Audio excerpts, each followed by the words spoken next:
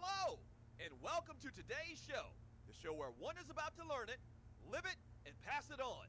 It is time to change your life. And here she is, our host, Dr. Marci Bryant. Elder.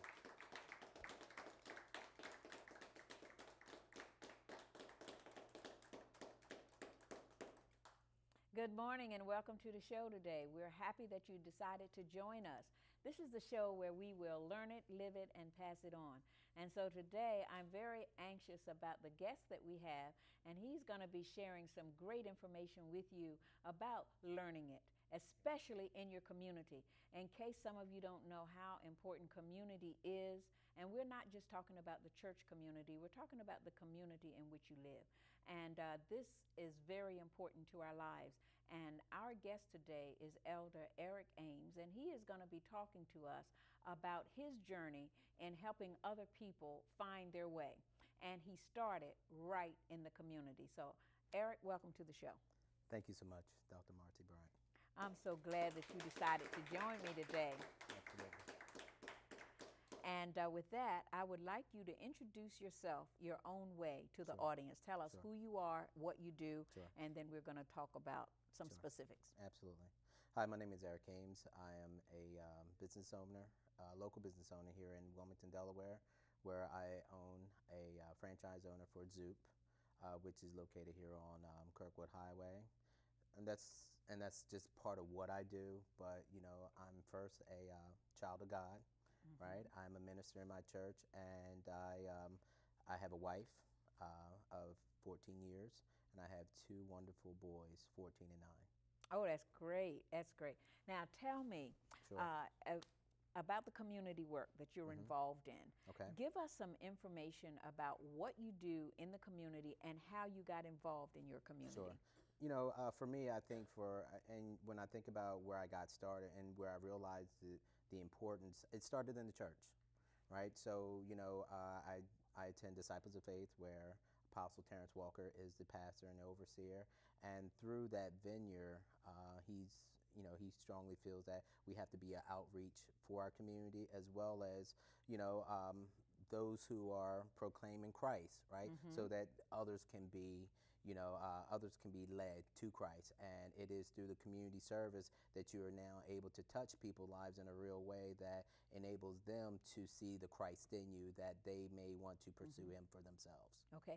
Now, how does one specifically get involved in the community? Because people hear the general information, oh yes, get involved in the community, but there are all kinds of people out there from all walks of life. Some are shy, some are not so shy, but you know, they're standoffish, they don't know their neighbors, whatever. Give us a general idea of how one would even begin. I heard you say you started in the church in order to get active in the community, but talk about some specific things that you have done and are doing in the community and how it got started. Sure. So I think what you have to realize here is your passion, right? It's easier for you to connect to those things that's in your life that you're passionate about, because when you're passionate about it, it makes it easy. It makes an easy transition from the perspective of being able to now do something that you're passionate about, because at what point you're passionate, it doesn't now seem like work. It isn't now a burden. And I think sometimes when we're pursuing the things from a community outreach perspective and doing things that you're not necessarily concerned about or you're not passionate about, and when you're not passionate about it, it quickly falls by the wayside. You know, so definitely what I recommend is for people to find the things that they like, those things that they feel close to, those things that are near and dear to their hearts. Those are now the venues you want to pursue, because, you know, one of the things that, you know, I tell my kids all the time is, you know, be committed to the things that's in front of you. Right? Regardless of what it is, I want you to give 100%. Because if you're not going to give 100%, if you're not able to give people 100% of you, then it doesn't really make sense to be there. That makes a lot of sense. So for me, right, and when I'm telling people, you know, where to start to get involved from a community reach and from a community service perspective, start thinking about the things that you are passionate about and the things that are close and dear to your heart. Oh, I agree with that wholeheartedly, because I define it this way, is that I ask people often, what would you do for the rest of your life, even if you didn't get paid for it? Sure. What is it? Identify that, and that's what you're passionate about. Absolutely. And then I also tell them the other thing I want you to look at is what is it that really bothers you and you wish there could be some changes in that particular area. Right. What is it that gets your goat, in other words? And then they're really quick to tell me. They know what they're passionate about. They know what gets their goat. And I says, well, what gets your goat is what you were sent here to change. Absolutely. What can you do about it when you recognize that that's going on anywhere? And so hearing you saying the first thing that an individual must do is to know what they're passionate about. Absolutely. And then once they know what they're passionate about, then they look for opportunities within the community to work out that passion. Absolutely. Or to get involved in that passion. Did you find that easy to do? Well, I think I have a spirit of help. Okay. It's been with me since I was a kid. Didn't at the point in time I didn't realize what it was, but as I got old and I matured older and I began to mature, I realized really what that spirit of work does, and it is to help people and help people along and help people realize, right? Also their passion and realizing, and encouraging them along the way so that they can overcome whatever obstacles that may be in their life that's hindering them from realizing their passion or their purpose, more importantly. All right. What specific community things have you gotten involved in? Okay, so some of the things that we do and I've been part of is, especially through the church, is, we've done some work at the Sunday Breakfast Mission. Oh, yes. We've also done some work at the Emmanuel Hall where we go down and serve, but we also minister. Now, what is Emmanuel Hall? Emmanuel Hall is a hall where they feed the homeless. Okay. It's behind the police station down in Wilmington. Okay, all right.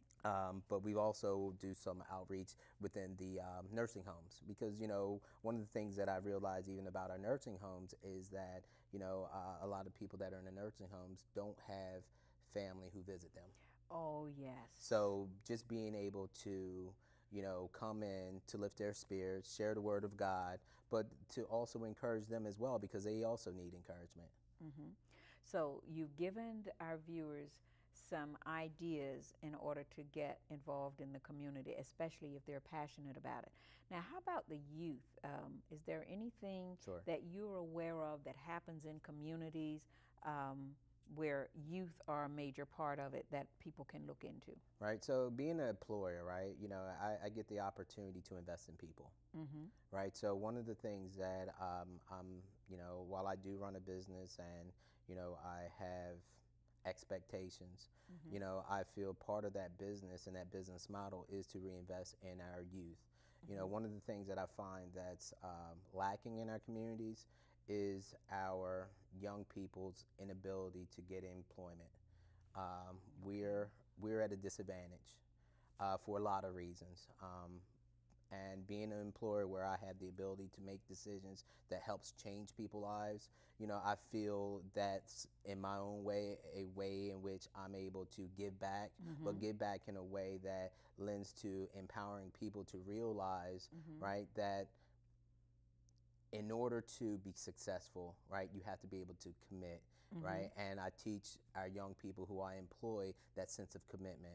When I think about this generation, and I'm speaking more so about the millennials, they want what they want, and sometimes wanting what you want doesn't necessarily coincide with the greater good or what's at hand. And being a business owner, especially in the food business, because it is a people business, I tell people all the time, without our customers coming through that door, right? Oh, yes. I can't cut checks. So, isn't that true? And helping our young people to realize that, even though I cut the check, right, I still have a boss, and each boss come through that door every day. And for that, I want that experience to be one in which enables that person to want to come back and visit us again. And it starts with not just me, but the people who I employ. Exactly. Before I left the corporate world, one of the things that we were taught, because I worked in management, and that was that your first time or one-time visitor is not your bread and butter. it's the ones that repeat, the Right. ones that come back. And people have to have a reason to come back. Absolutely. And so that's what you're doing with the young people that Absolutely. are crossing your path. Okay. What I want you to do Sure. is to, before we go to break, is to give us an overview of how you went from community to corporate so that we can come back after break Sure. and talk specifically about the Zoup operation. Sure. Well, when I think about the community, in which we live, we were faced with a lot of challenges, and when you look at what's out here and some of the things that derail our young people, it is that desire to want to make a difference, and in making a difference in a way that is impactful to the people that cross your path each and every day. Now, one of the things that I've learned along the way is each and every one of us have a sphere of influence. Okay. And if we can maximize that sphere of influence, touching those people that we come in contact, then we can change, right? While that isn't a mass change, making a small change each and every day that's going to enable you to change people's lives for the better. Okay. Well, we definitely need to be working on changing lives for the better, because there's a lot of opportunity for youth to go wrong in today's society. Absolutely. So, am I to understand that you did work in corporate America I for did. a season? I did. Okay. I spent 15 years with Vanguard Group. It's an investment company, largest mutual fund company in the world. I'm thankful for that experience, but at what point, I realized that I became greater than even being there. And not that Vanguard wasn't a great experience. It was just that God was pulling me in a different venue. And when it was time to go, I'm just glad that I was obedient to listen. And in listening, he's made some extraordinary changes in my life that I'm forever grateful for. Okay. And don't you find that the things that you learned from Vanguard Group have helped you in where you are now? Absolutely. Okay, very good. Absolutely. One of the things that I've learned at Vanguard is that it's all about relationships. Gosh. And when you're managing those relationships in a way that now creates a trust, people are willing to now, right, listen to you. Oh, that's great. Okay. Well, Eric, we're going to take a break here Absolutely. right now, and then we're going to come back and talk more specifically about Zoup. We'll be Absolutely. right back. Thank you.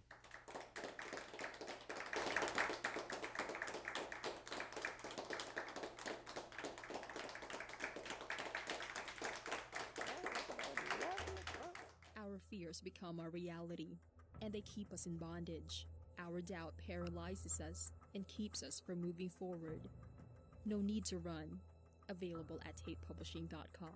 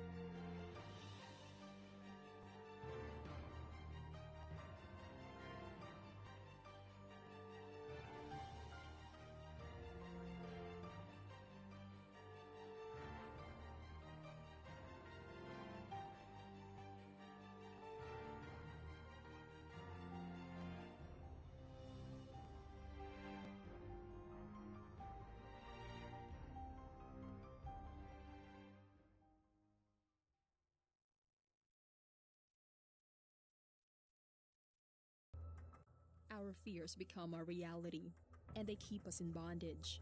Our doubt paralyzes us and keeps us from moving forward.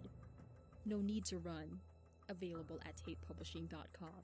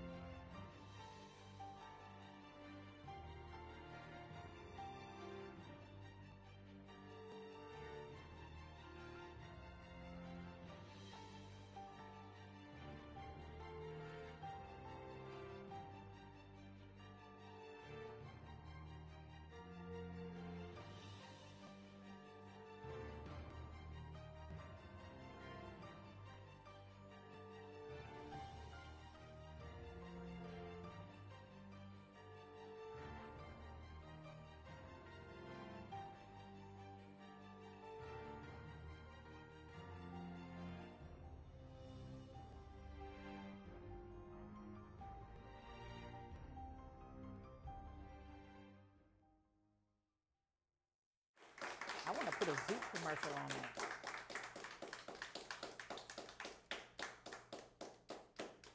Welcome back. For those of you who might be just joining us, we've been talking with Eric Ames here, and he's been telling us about the importance of being involved with the community and also how to transition from community into corporate and entrepreneurship. So now we're going to talk about the entrepreneurship part. And I understand, Eric, that you are your own business owner. I am. Okay, now tell us, business owner of what, and then how you made that transition before we go any further. Absolutely. I am a business owner of a franchise concept called Zoup. We're first soup company in which we serve 12 soups that rotate each and every day, and we serve with a hunk of bread. 12 soups with a hunk of bread. Absolutely. Okay. Not a slice of bread, but a hunk of bread. But a hunk of bread, absolutely. You know, and you know, with that concept, you know, I came across it in my travels, and being a foodie of sorts, you know, I started watching it, and over a period of time, I was trying to figure out how it could fail, right? So, you know, that leads you to, you know, the idea, right? What does it take to step outside of that corporate space or that comfort zone, right? Most people have a 9-to-5 job each and every day, right? And one of the things that will hinder you is fear. Oh, God, yes. Fear hinders us from our purpose. And when you realize your purpose, don't let fear get in the way. Did fear at any time play a part in your making this transition? It did. You know, not that it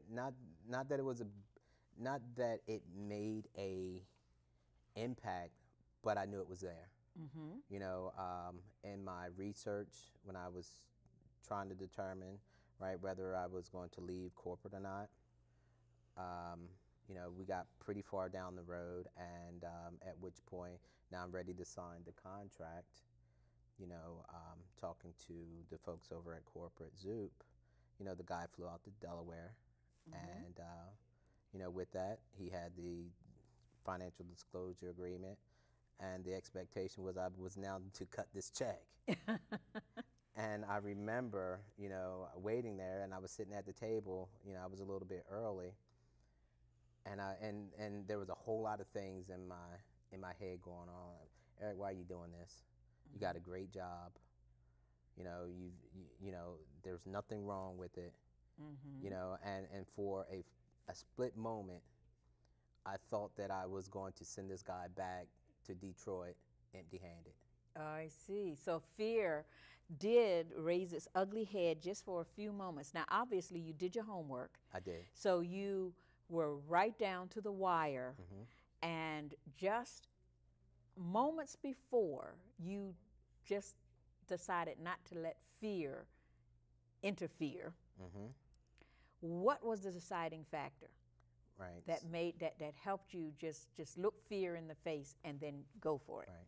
You know, I really, you know, as I sat back and I was thinking about whether I should or whether I shouldn't, I came to a place where I thought about it, you know, and I was thinking about, you know, what the next 10 years is going to look like in my life, and I was thinking, if I don't do it, that's a good will way. I live a life Good of regret? perspective. Will if you I, don't do it. If I don't do it, will I live the life of regret?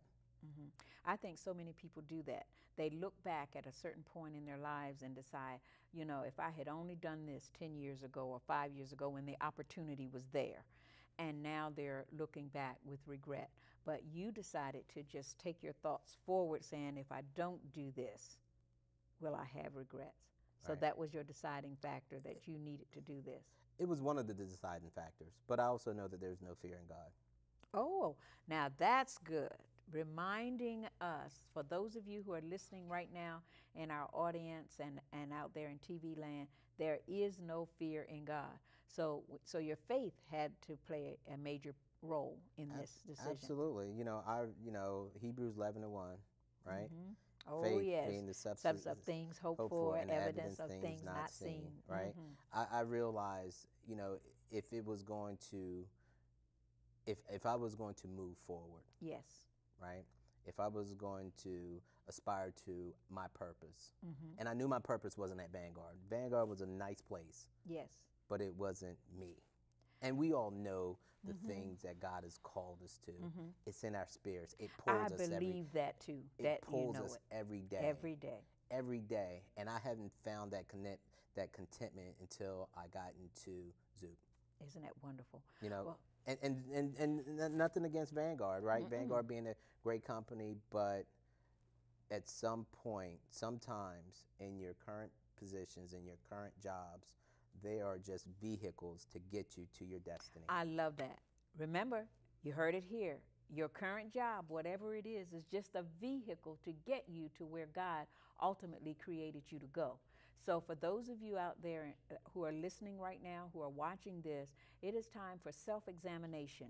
If you're not where you're supposed to be, there's a window of opportunity somewhere in your life, and we want you to go through that window or open that door. We don't want you to let this opportunity slip by so that you will have regrets when you look back. So Eric, now we're up to the part where we want you to tell us what's inside of Zoup. What can I expect when I come to your restaurant? Sure. Tell me about it. Absolutely. Like I had said earlier, you know, we are a fresh soup company. We have hundreds of soup recipes. We rotate 12 each and every day. We serve with a hunk of bread. But, you know, that's part of who we are, right? Okay. That's what attracts people to us. But here's the 3 things that I guarantee that I manage each and every day. I manage 3 things, and I get my staff to also manage those 3 things. Manage making sure that we have a clean restaurant. Okay. Right? We have Very a great important. product, and we provide the very best customer service that we can muster. Oh, and I can attest to that. I have been to Zoup on more than one occasion, and I have just been thoroughly impressed with the customer service. Now, in keeping with that customer service in mind, we have an exciting gift for our TV audience today. Absolutely. So why don't you share it with them? Because you know I'm ready. I'm running. I want to tell them all about it. So tell the TV audience, for them giving up their time and coming out today, what's going to happen for them? Absolutely. For anyone who's in the TV audience, I would encourage you to come out, stop by, and check us out. We're located on the Kirkwood Highway. We're at the intersection of Kirkwood and Limestone. And for you coming out to try us out, I'm going to give you, right, a free lunch or dinner, right, at our expense. And all you need to do is let them know that you are here in the television audience, and I will be more than happy to treat you to that dinner or lunch, all right? Very good.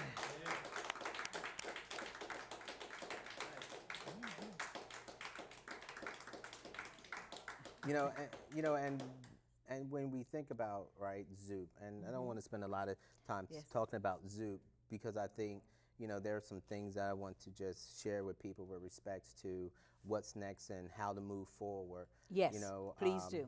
Zoup has been my vehicle. It has liberated me to live a passion, to live a dream. And I can tell you this, it doesn't come without hard work. Oh, I work gosh. 14 to 15 hours a day, Yes. every day, 6 days a week, and I don't get tired of it. I love it. I love my employees. I love my customers. I love what I do. And I just want the very same thing for everybody who I come in contact with. Follow your dream. Follow your dream. And it first starts with a plan, right? You know, and I refer to this all the time. You know, people like to think about, you know, when we think about David and the Goliath, right? That the conquering moment was when David took those 5 smooth stones and he hit this giant. It didn't start there. It didn't start there. It started out in the field. All right. It started out where he was tending to those lion and sheep, right? Defending and you know, defending the sheep from the lions and the bears. And that's what people have to realize, is that the plan that God has put in you Yes. is waiting to manifest. You just have to put yourself in a position to be able to seize that opportunity. I agree with that wholeheartedly, and I'm glad that you're doing that, because you happen to be someone that people can look at and follow. It's a vehicle, and I can say the same exact thing that you just did is when you are in the right place doing what you were called to do. It is not work. No. You just, yes, you might get physically tired and you need rest, but you don't look at what you do as work. So you have proven that you can make this transition in spite of fear. You overcame that. And were there any other obstacles in closing that you might want to share with the audience that you had to overcome in order to do what you're doing now? Well, you know, I think sometimes, you know, we have a way of putting everything on our shoulders and not trusting God. Okay. You know, and self has a way of overcoming who we are and what we are. But it is the faith, right? Yes. That gets you to your destiny. And for me, as I'm challenged, and we all get challenged, right? God has given us 66 books. Yes, he has. And it is an understanding and reading those 66 books and understanding it for yourself. Not someone else's understanding of that 66 books, but your own understanding of those 66 books, because those are where you find the encouragement. Yes, you do. That is where you're going to find liberty, but also peace. Yes, indeed. And it is a peace that surpasses all understanding. Yes, it does. And so, Eric, what I want you to do now, again, is just to tell people where Zoup is. Sure. And we want to encourage you to go out and go to this establishment. I guarantee you, not only will you get good food, but you will get great customer service. And as he said earlier, a very clean restaurant. Absolutely. So tell us where to find you. Sure. We're located at 4715 Kirkwood Highway. We're in the Midway Shopping Center, and we're at the intersection of Kirkwood and Limestone Road. Very good. There you have it. So what I'd like to leave you all with today is, remember, you need to learn it. Learn what? Learn about yourself. Learn about what it is that God has called you to do. Then you need to start living it, because until you start living it, you will never have anything to pass on. So I want to thank you for joining us today. Eric, we thank you for coming down representing Zoup. Audience, don't forget, you have a free lunch or dinner coming along to you. I happen to plan on meeting you there. So I just want to say thanks for being here today. And until the next time, learn it, live it, pass it on.